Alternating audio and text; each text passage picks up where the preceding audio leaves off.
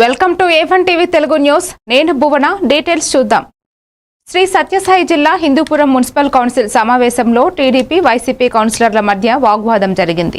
తమ వార్డులో అభివృద్ధికి సచివాలయ ఉద్యోగులు సహకరించడం లేదంటూ వైసీపీ కౌన్సిలర్లు బాయ్కాట్ చేశారు.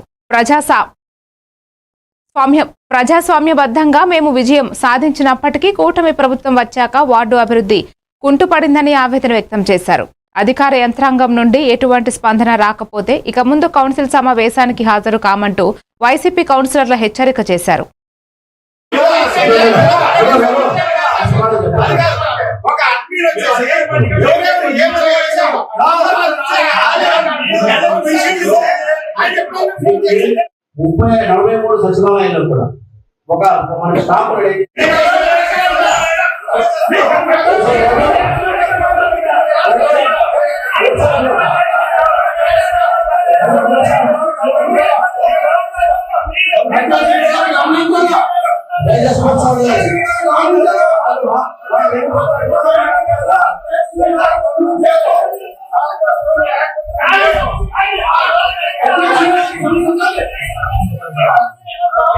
వాళ్ళు ఒక అథారిటీగా వార్డులలో తిరుగుతూ చేస్తున్నారు.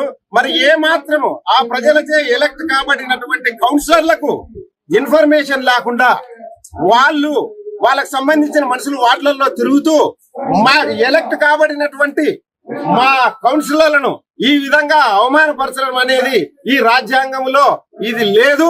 వాళ్ళు ఆ విధంగా బిహేవ్ చేసినందుకు మేము ఈ రోజు చేస్తున్నాము. కమిషనర్ గారికి కూడా ఈ విషయం చెప్పాము. మరి ఫర్దర్ యాక్షన్స్ ఎలా ఉంటాయో చూస్తాం. దాన్ని గౌరవిస్తారా?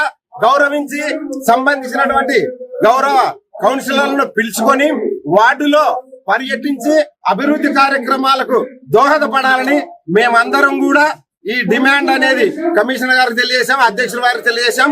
వాళ్ళ యొక్క ప్రతిస్పందనకు